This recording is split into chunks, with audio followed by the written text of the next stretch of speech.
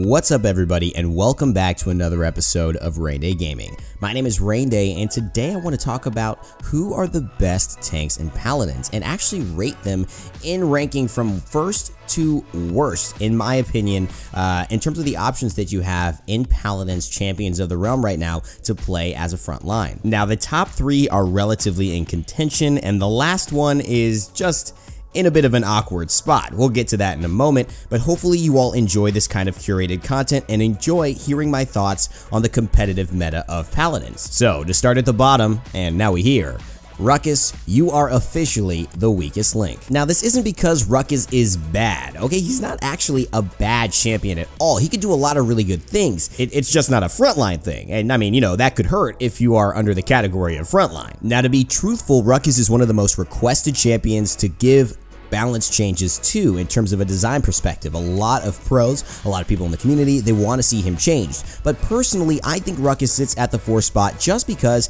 he is not like the other tanks. I consider Ruckus more of an off tank, and that means that he's not going to fulfill the same roles as Barik, Makoa, or Fernando. Therefore, when you need a main type of tank on your team, Ruckus will almost never be your first pick and will probably be your last pick to fulfill that role. And honestly, I don't think it's that Ruckus is a poor champion. I don't think he's in a bad state design-wise. I think that the meta dictates that he's in a bad state design-wise. If we had more champions, we will eventually, but when the game has more champions, Ruckus, I think, will find his place and sneak up into being actually one of the stronger off-tanks, if not the strongest off-tank in the game. Ruckus can't really control the tempo of a fight, but if you have another tank or another champion that's out there controlling that tempo, shielding for your team and protecting your allies, and Ruckus can sit there and be hard to kill and do a ton of damage and also be tanky, that's when he becomes absolutely phenomenal. Now, this is where the list gets really interesting. I'm going to go ahead and say that my third best tank in Paladins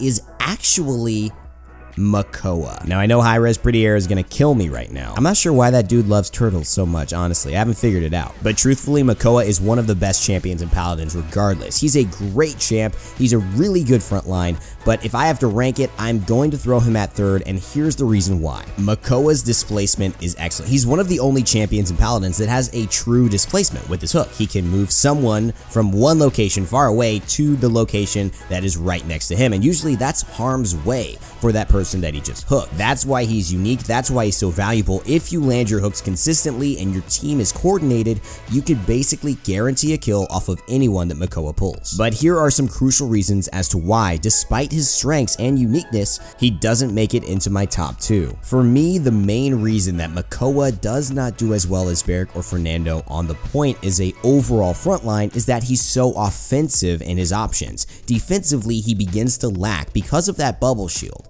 The issue with the bubble shield for me is that it doesn't provide him with as much sustain as some of the other champions in the top 2 and 1 choices for frontline, because he can easily have an enemy dash into him, dodge roll into him, run into him, and shoot him where he's most vulnerable, and all he can do is sit there like a helpless turtle and die. While his pacing offensively is very, very good, and that hook can be one of the most devastating abilities to hit an enemy in the entire game, his ability to last on the point under consistent fire and stay alive is not as good as my top 2 and number 1 choices. Now, if you don't agree with me, that's okay. Wait until 2 and 1 though, and I'll explain why I believe they are above Makoa. And Makoa has one of the best baits in the game, one of the best ultimates, because it can make you think he's almost dead and then pop him back up to 10,000 health and give him his original 5,000 health back when the ultimate is over. This gives him some huge staying power, but only when that ult charge reaches 100%, and you can't necessarily count on that. I'm not basing this only off of ultimates, especially considering that the other 2 top front lines also have very good ultimates that buy them and potentially their teammates some extra time. I also think that in the meta, it's important to not just see what a character does individually, but what that character is being used in tandem with, and that's why my number 2 selection for the best frontline is Barrack. I think Barrack fills a role that neither Makoa nor Fernando actually fill, and that is, he is such a win more character, it's disgusting. What we mean by win more in our kind of colloquial terms at the office is that if you're winning and you have a Barrack on your team, he will make you win that much harder because of the fact that if people don't play Barrack or play against Barrack correctly, he will go off. He's one of those champions that is literally a nightmare if you don't deal with him, and pretty easy if you do deal with him. And basically by him, I mean his turrets. If Barrack has his turrets up and his shield up and he's able to just shoot you freely, he is going to outbox you every single time. There's almost nobody who can outbox a Barrack with 2 turrets up next to him as they fire and he fires on you and you just shoot him. That is not going to work, especially because he's got a card in his loadout right now that is super strong called Healing Station, and that will allow him to get healed up by his turrets during that fight. So not only is he getting bonus damage, he's actually getting healed and he's offsetting the damage that you're doing to him. He could throw his shield up if he needs to and buy some more time that way while he's still getting healed up and shooting you as well. It's just nothing, there's nothing you can pretty much do about it at that point. But without the turrets, he's got no bonus damage, he's got no healing, and all of a sudden he's a dwarf with a shotgun that doesn't really hurt that much. And let's admit it, it's not even the strongest shotgun in the game. That one goes to buck by a mile. That thing is like a sniper rifle. The reason Barrack, I think, is so strong and in the number 2 position for me is also because of his ability to not only sustain by himself, but sustain so well and create such a distracting problem when combined with Ying. See, Barrack already received sustain from Healing Station 4, the card that a lot of people use in their loadouts for him. But Barrack would then also receive the incredible amount of healing coming from 2 Ying clones, which would mean 4 deployables are actually healing Barrack at the same time. And also, if Ying decides to shatter those, they do damage to you while he would continue to shoot you and his turrets would fire. But Rainday, what do you think about Makoa and Ying? Isn't that a good combination too? I do, but I think Barrack and Ying create a bigger problem for teams, and that is that the deployable nightmare comes into existence. When Barrack and Ying are combined together, it's not 2 deployables, it's 4, and they're all healing Barrack. And it makes him so strong, and it gives him such incredible sustain that it becomes a cat and mouse chase, right? You're trying to kill this dwarf, but when you get close, he throws up his shields. He throws down another turret, and he heals up again. Then a Ying clone pops up. You try to shoot that, but you haven't shot Barrack for a second, and he shot you, and also he's healed up for 2 free seconds without taking damage off of his 2 turrets. Then you take a turret down, he rocket boots his away to safety, and you've spent 10 to 12 seconds trying to kill him while the other members of your team are fighting. And if you don't succeed, then your team most likely is getting wiped. Makoa doesn't have the opportunity to sustain himself on the point like that. Once his shield is down, he's got to shell spin away, otherwise he's in trouble. Even if he shell spins away and then puts his shield up, he cannot engage in those fights because he can't fight while he's being shielded. Barrack, on the other hand, can shield himself and fight and heal at the same time, which gives him a longer lasting staying power. And of course, that's what you want your frontline to do. Sometimes you need to delay that fight until your carry gets back in, until your Kinessa, who's been farmed by Buck, can respawn and hit a couple of key clutch snipes to get some pressure off of the point. Makoa, he's going to have to retreat or he's going to die unless he's got his ultimate, but Barrack can do that without his ultimate, and that's why I think he's number 2. He also can force enemy teams into Bulldozer, which means that they're not picking Wrecker, they're not picking Cauterize's items, they're not picking Deft Hands, they're not picking Aggression. Thank God, otherwise they'd win the game.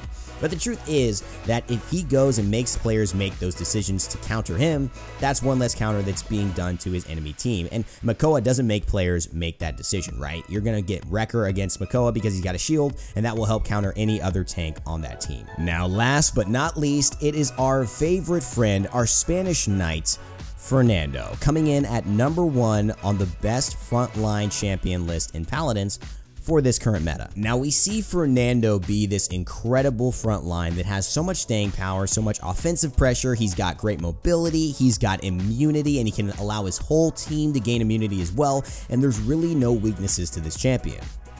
I mean, that's it. That's why he's the best. Nah, I'm kidding. But for real, though, that is a good summation of why he is the number 1 choice, in my opinion, and the number 1 choice for most pros currently. In the champion circuit, we saw, again, every single game Fernando being prioritized and first picked because he was such a dominant threat. Whether you put him on the point, he's got incredible staying power to match that of Barrack because his shield is different to that of Makoa's, right? If Makoa goes into a shield, he basically is vulnerable still. If Fernando puts his shield on, he can buy so much time. Even if he's only got 100 health, it is very, very hard to keep up chase down and burn down a Fernando's shield, and that will buy him enough time to allow his teammates to get back into the fight and for you to probably take your eyes off him and let him heal back up. The other thing that he does better than actually any other front line is he pressures backline champions. He can force an entire group of enemies to run away because his damage is AoE. It's so easy to confirm, and now that he's got damage over time added onto his Flame Lance, that means that if he runs near you and you are low on health, if you're less than 100 health, you're dead.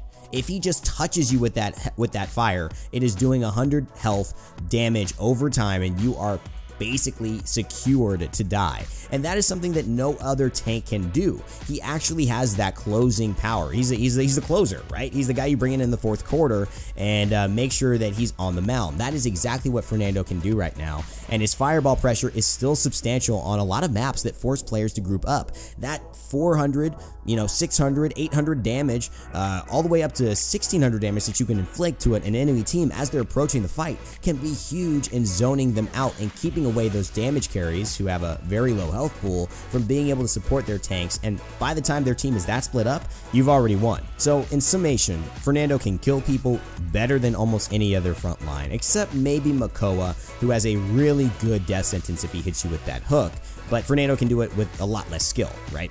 And a lot more consistently because it's AoE blast and that fireball has a huge hitbox. Secondly, he's got just as good mobility as anybody with his dash, and he's got just as good staying power with his shield because it's so hard to shoot Fernando when he has his shield up and actually damage him as a champion. It's able to allow him to buy a lot more time than it would a Makoa who put his shield up, right? Or a Barrack who had his shield but was forced to run away from where his shield was because he was under fire and rocket boots to safety and now is completely left defenseless. Also Drogos, who is a good tank counter, right? He does extra damage to shields based on his salvo. He also has a Dragon Punch, which is a one-hit KO, meaning that if he hits a tank, he's got a lot of value for that. If he hits a Makoa, he's going to basically be able to take down a ton of health out of the fight. If he hits a Barrack as well. So the only person who's a frontline who has an actual counter to that is Fernando, because he can go immune. So he's the one champion you can guarantee picking that won't have to deal with being Dragon Punched, and he also has a, just an incredible ability to not only do that, but keep his teammates who are near him alive, and that's something that none of the other tanks can actually do. Alright y'all, hopefully you enjoyed my discussion on who I think are the best front lines in Paladins right now in the current meta. However, I want to hear your thoughts. Do you think Makoa should be above Barrack? Do you think Ruckus should be in the top 3? If so, who does he supplant? Also, do you think Fernando is still as good as everyone says he is, or is he actually a little bit weaker and Makoa, after his buff, has jumped up to number 1? Let me know your thoughts in the comment section below, and if you like this video, please leave a like and subscribe up in the top corner, or watch my next video, or my latest video, excuse me, and check out some more Paladins / Smite action here on Rainday Gaming. As always, remember to never give up, never stop gaming, and I'll see you all next time.